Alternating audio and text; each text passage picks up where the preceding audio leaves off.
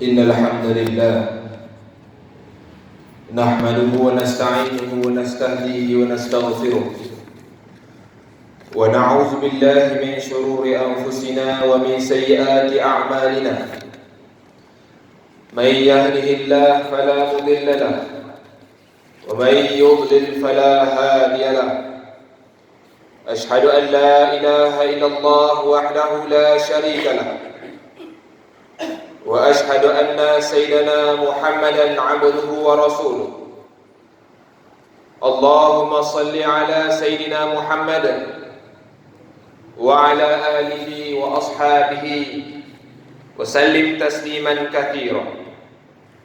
أما بعد، فيا عباد الله، اتقوا الله حق تقاته ولا تموتن إلا وأنتم مسلمون. Sidang kaum muslimin yang dirahmati Allah Subhanahu wa taala, marilah kita bersama-sama meningkatkan keimanan dan ketakwaan kita kepada Allah Subhanahu wa taala dengan menunaikan perintah yang telah diturunkan oleh Allah Subhanahu wa taala dan menjauhi segala larangan Allah Subhanahu wa taala. Mudah-mudahan kita menjadi umat yang terbaik, mampu menjadi contoh dan ikutan umat-umat yang lain. Marilah kita memberikan perhatian kepada khutbah yang akan disampaikan. Janganlah berbual-bual serta melakukan perkara-perkara yang mampu menghilangkan ganjaran pahala Jumaat. Usahlah bercakap-cakap, simpanlah telefon bimbit untuk seketika. Semoga khutbah yang akan disampaikan dapat diambil panduan dan pesannya. Marilah kita panjatkan kesyukuran kerana kita masih lagi diberikan nikmat oleh Allah Subhanahu wa taala untuk menghirup udara Ramadan yang mana pahala dilipat gandakan dan keampunan dibuka seluas-luasnya. Bulan yang menjanjikan pelbagai ganjaran, bulan yang akan mendisiplinkan gerak laku dan perbuatan, dan bulan yang diturunkan kepadanya kitab suci Al-Quran, bersempena dengan sambutan satu malam yang sangat mulia yang akan tiba tidak lama lagi, iaitu nuzul Al-Quran pada minggu hadapan. Maka khatib akan menyampaikan khutbah yang bertajuk Al-Quran, Mu'jizat Sepanjang Zaman.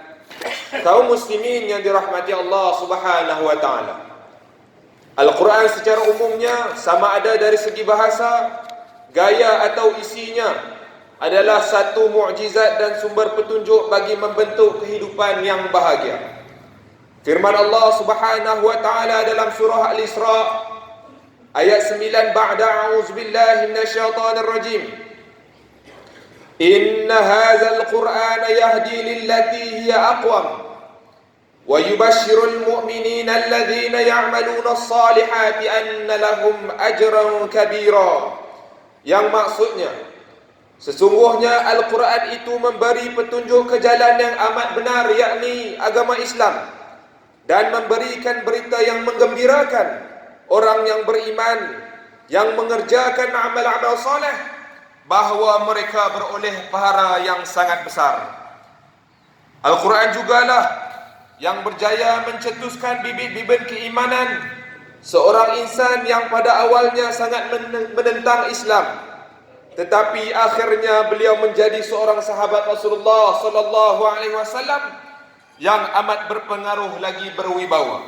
Beliau adalah Sayyidina Umar ibn Al-Khattab radhiyallahu anhu. Ibnu Katsir rahimahullah ketika menafsirkan ayat 41-43 surah Al-Haqqah telah menukilkan daripada Imam Ahmad bin Hanbal rahimahullah bahawa Sayyidina Umar radhiyallahu anhu telah berkata, sebelum aku memeluk Islam, aku telah keluar untuk mendapatkan Rasulullah sallallahu alaihi wasallam. Maka aku dapati bahawa beliau telah mendahului aku ke masjid. Lalu aku berdiri di belakangnya dan beliau membuka, yakni solat, dengan bacaan surah Al-Haqqah, sehingga aku merasa takjub dengan kandungan Al-Quran. Maka aku berkata, demi Allah, ini adalah syair sebagaimana yang dikatakan oleh kaum Quraisy, maka baginda Rasulullah sallallahu alaihi wasallam pun membaca, "Wa ma huwa biqauli syair qalilan ma tu'minun." Yang maksudnya, dan bukanlah Al-Quran itu perkataan seorang penyair, yakni sebagaimana yang kamu dakwakan, tetapi sayang, amatlah sedikit daripada kamu yang beriman. Surah Al-Haqqah ayat 41. Maka aku Sayyidina Umar berkata, ia adalah kata-kata tukang tilik. Lalu Rasulullah sallallahu alaihi wasallam pun bersabda, lalu Rasulullah sallallahu alaihi wasallam pun membacakan, wala biqauli kahin qalilan ma tadhakkarun tanzilun min rabbil alamin. Yang maksudnya, dan juga bukanlah Al-Quran itu perkara orang-orang tukang tilik, sebagaimana yang kamu katakan, tetapi sayang, amatlah sedikit kamu mengambil peringatan. Al-Quran itu diturunkan Allah Subhanahu wa taala untuk sekalian alam. Surah Al-Haqqah ayat 42-43. Betapa mukjizat Al-Quran, begitu menyelah sehingga berjaya menerbitkan bibit-bibit keimanan dalam hati manusia yang dahulunya menolak petunjuk indah Al-Quran. Begitulah antara mukjizat Al-Quran seperti yang tergambar di dalam surah Al-Isra ayat 88 yang bermaksud, katakanlah, wahai Muhammad sallallahu alaihi wasallam, sesungguhnya jika sekalian manusia dan jin berhimpun dengan tujuan hendak membuat dan mendatangkan sebanding dengan Al-Quran ini, mereka tidak akan dapat membuat dan mendatangkan yang sebanding dengannya, walaupun mereka bantu-membantu antara satu sama lain. Kaum muslimin yang dirahmati Allah Subhanahu wa taala. Satu lagi bentuk mukjizat Al-Quran adalah pemansuhan sesuatu hukum dan arahan dengan hukum atau arahan baru yang lebih baik, atau lebih dikenali sebagai Al-Nasikh wal Mansukh. An-Nasikh wal Mansukh merujuk kepada sesuatu hukum yang dimansuhkan atau ditiadakan, atau boleh juga digantikan oleh Allah Subhanahu wa taala dengan hukum yang lain. Firman Allah Subhanahu wa taala dalam surah Al-Baqarah ayat 106, ba'da a'udzubillahi minasyaitonir rajim, ma nansakh min ayatin aw nunsiha na'ti bi khairin minha aw misliha alam ta'lam anna Allah ala kulli syai'in qadir. Yang maksudnya, apa sahaja ayat keterangan yang kami mansukhkan, yakni kami batalkan, atau yang kami tinggalkan atau kami tangguhkan, kami datangkan ganti yang lebih baik daripadanya atau yang sebanding dengannya.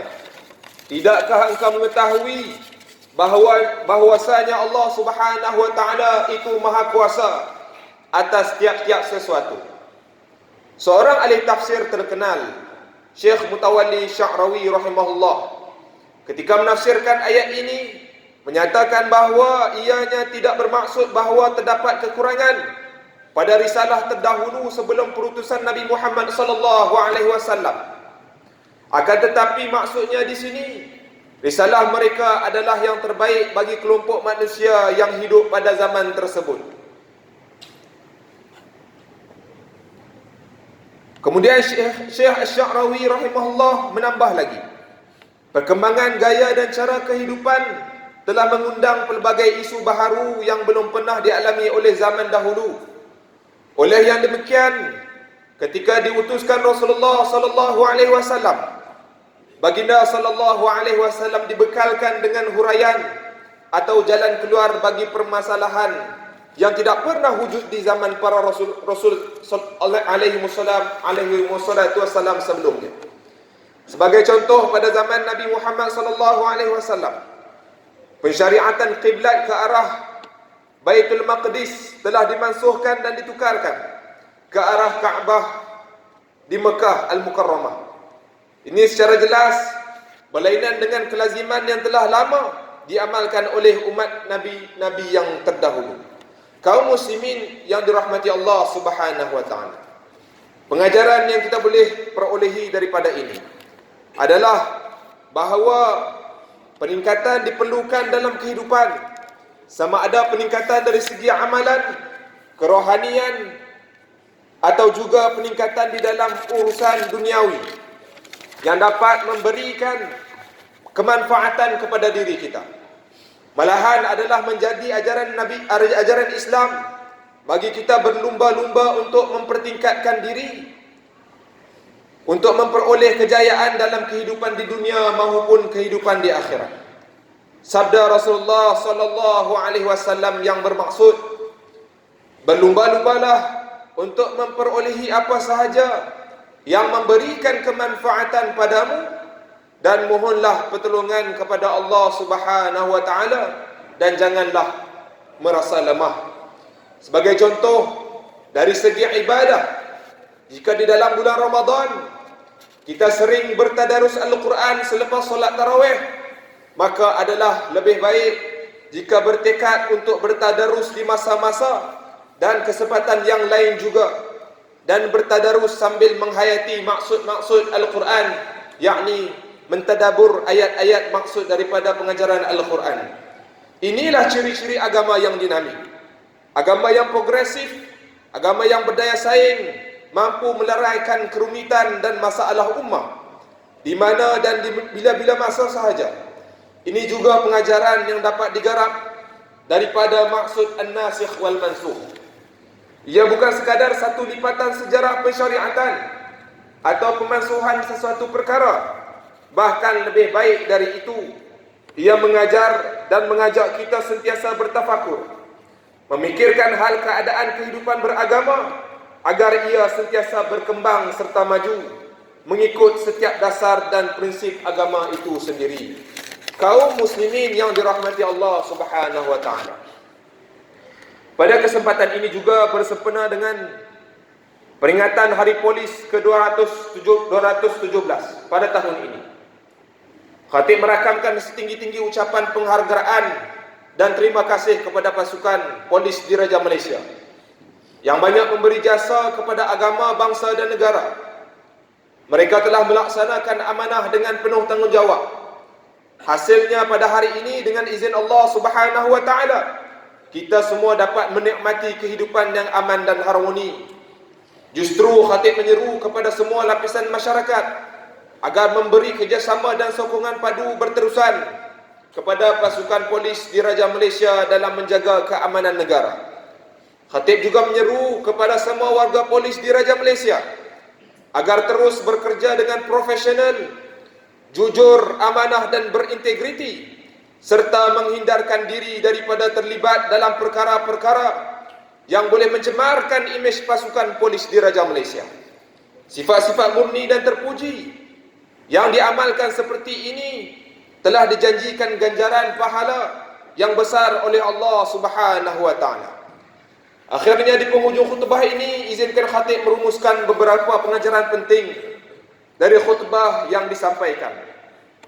Yang pertama, keperluan untuk kita menghayati isi kandungan kitab suci Al-Quran dengan sebaik-baiknya, agar dapat dijadikan panduan bagi diri kita dalam mengharungi kehidupan seharian. Semoga dengannya kita akan sentiasa beroleh hidayah daripada Allah Subhanahu wa taala. Yang kedua, setiap perubahan yang berlaku di sekeliling mengundang kita meneliti perubahan tersebut. Jika dilihat dari sudut positif, ia sebenarnya mengajak kita bagi melihat kembali keprihatinan kita terhadap apa yang dikatakan sebagai keutamaan. Kita perlu bijak di dalam memilih keutamaan agar dengannya kita dapat melakukan perubahan diri dan seterusnya mendapat manfaat daripadanya. Yang ketiga, salah satu mukjizat Al-Quran ialah daripada sudut bahasanya, yang menjadi dalil bahawa Al-Quran bukan ciptaan atau rekaan manusia, tetapi ia datang daripada Allah Subhanahu wa taala melalui Nabi Muhammad sallallahu alaihi wasallam. Yang keempat, antara mukjizat Al-Quran ialah melalui membaca dan mendengar ayat Al-Quran akan melembutkan hati dan mendatangkan hidayah daripada Allah Subhanahu wa taala. Marilah sama-sama kita menghayati firman Allah Subhanahu wa taala dalam surah Al-Fatir ayat 29. A'udzubillahi minasyaitonir rajim. Innal ladzina yatluna kitaballah wa aqamus salata wa anfaqu mimma razaqnahum sirran wa 'alaniyah وأنفقوا مما رزقناهم سرا وعلانية يرجون تجارة لن تبور.